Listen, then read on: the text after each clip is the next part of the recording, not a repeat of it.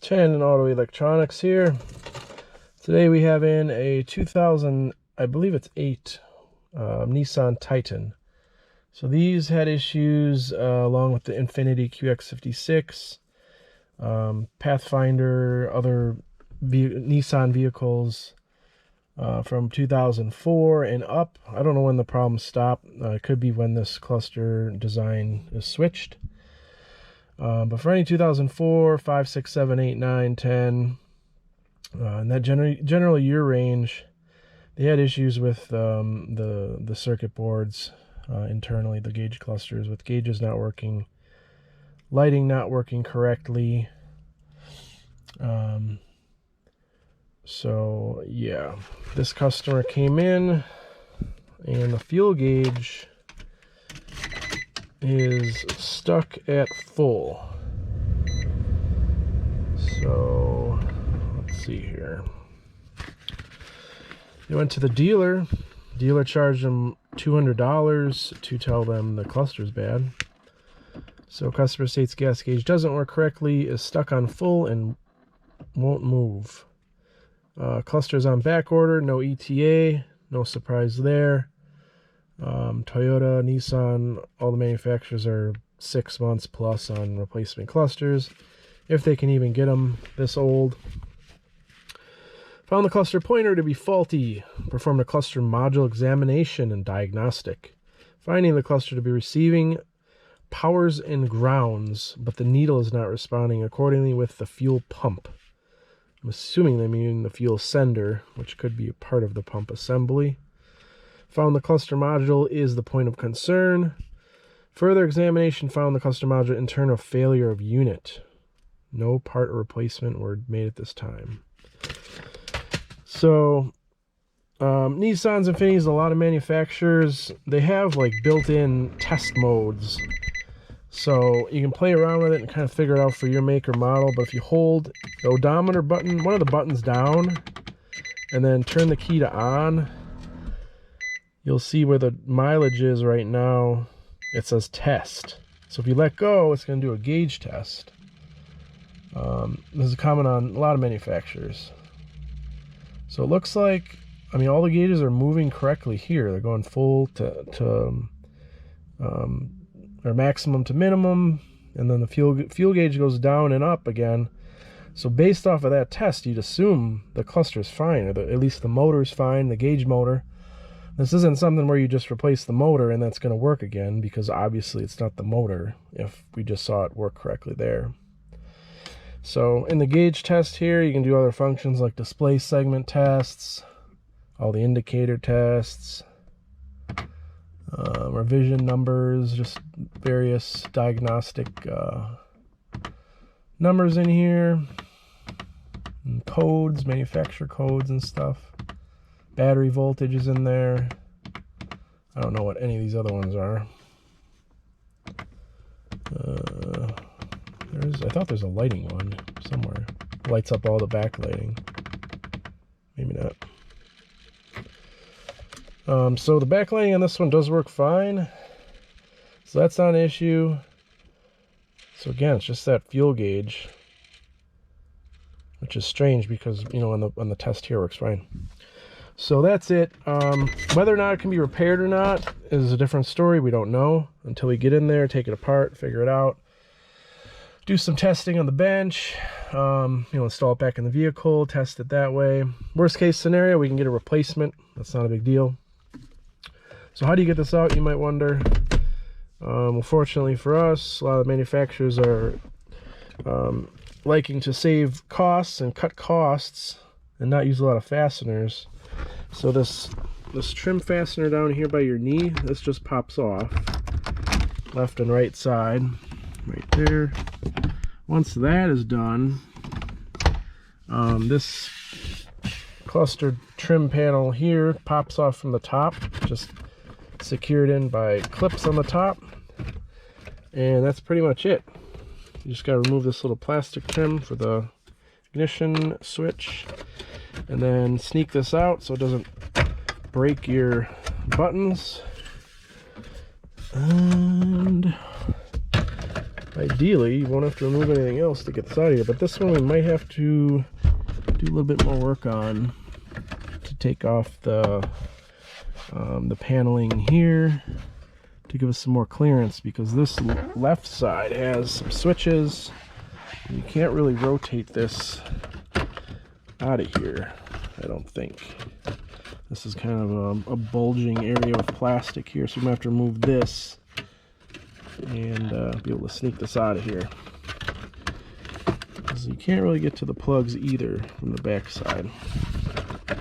You can't rotate this up and out of here either. Well, maybe. Hold on. Hold on. Alright, so we're able to wiggle it out of there. And then there's going to be one plug here on this model for cargo lamp. There's another button. I don't know what that's for because this truck doesn't have it. So let's try to get the plug here without any sort of tools. Probably not the best idea. So we will just let this sit here for now until I can find something to push that little connector. Now the cluster is held in by either, what size, 7mm. So I got a 7mm driver here. And there's 4 screws, one on top, 2 on top, and then 2 down here at the bottom. Sometimes they're loose, sometimes they're tight. These are a little bit tight. So it all depends on who's working that day or what the machine was set to. These are kind of in there, so you don't want to drop them. So let's see here. So we snake this out of here without a magnet. Yes. Okay, there's one. Now, the other thing with Nissans is sometimes on some models there was a significant amount of part numbers. So on Titans, I mean, I think Titans, they have quite a few trim levels and different options. So here we got the top off.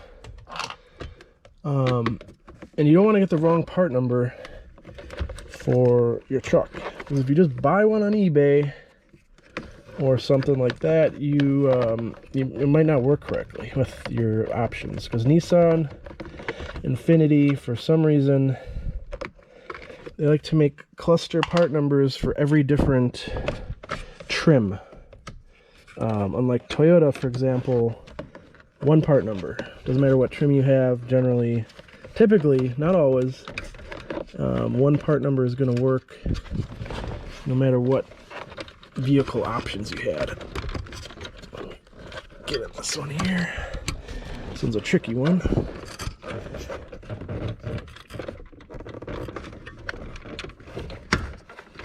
I really need a socket with a flexible bit on there.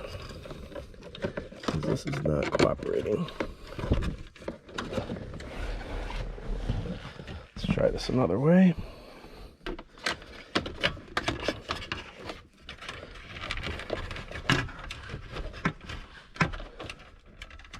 Man, it's in there tight. Alright, I'm going to find a 7mm socket with the correct extension to get this one.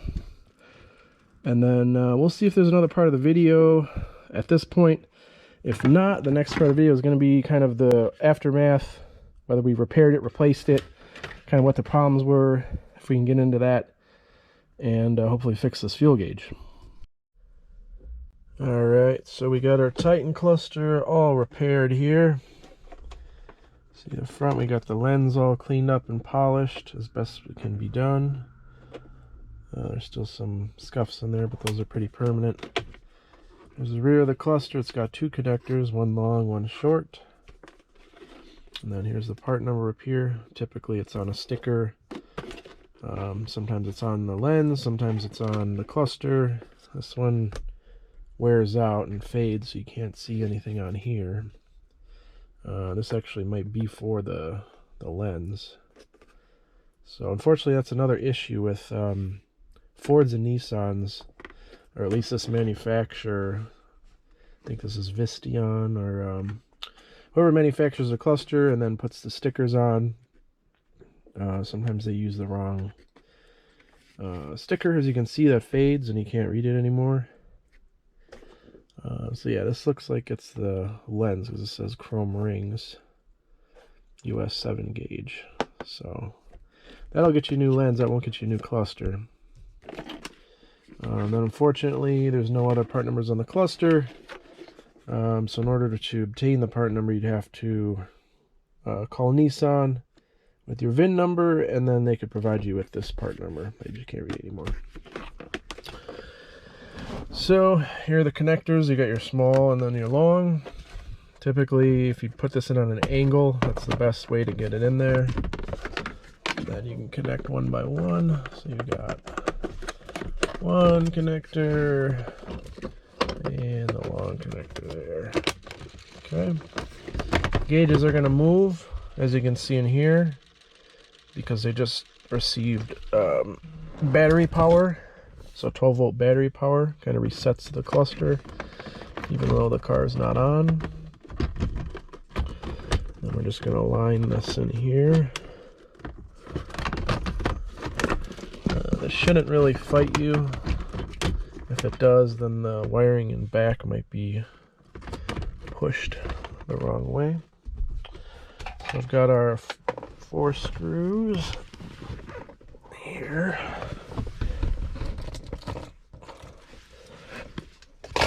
Again, those are 7mm. Put that in there.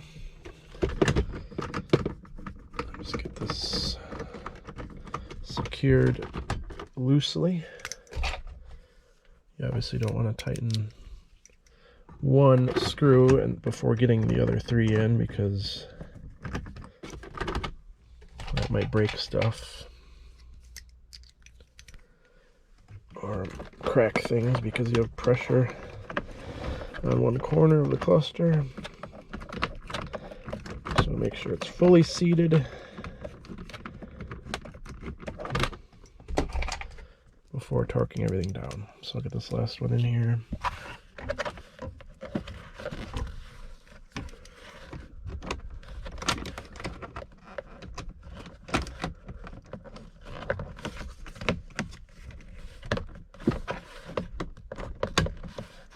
Hopefully.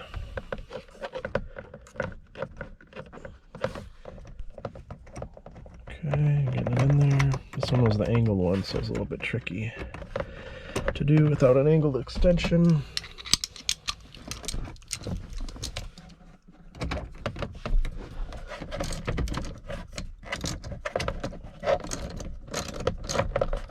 Bore everybody with screw tightening sequence here.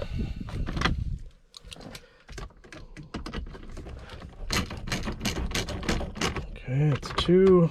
Then we'll snug these top ones down.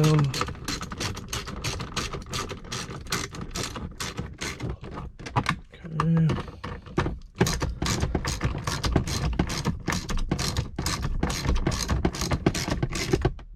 All right. So now, moment of truth. If you remember before, the fuel gauge was all the way at F, it wouldn't move. So after the repair, there we go. Fuel gauge is a little over half tank. So the repair was a success. We did not need to replace anything. And we'll do that gauge test again.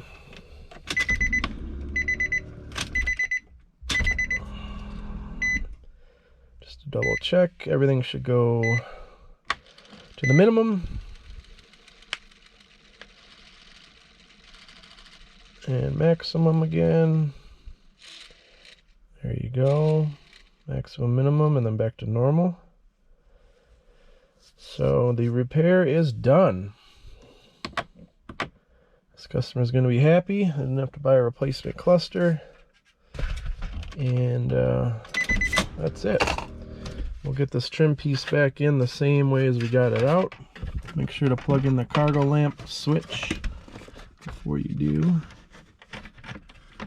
Otherwise the customer is going to say their cargo lamp doesn't work anymore.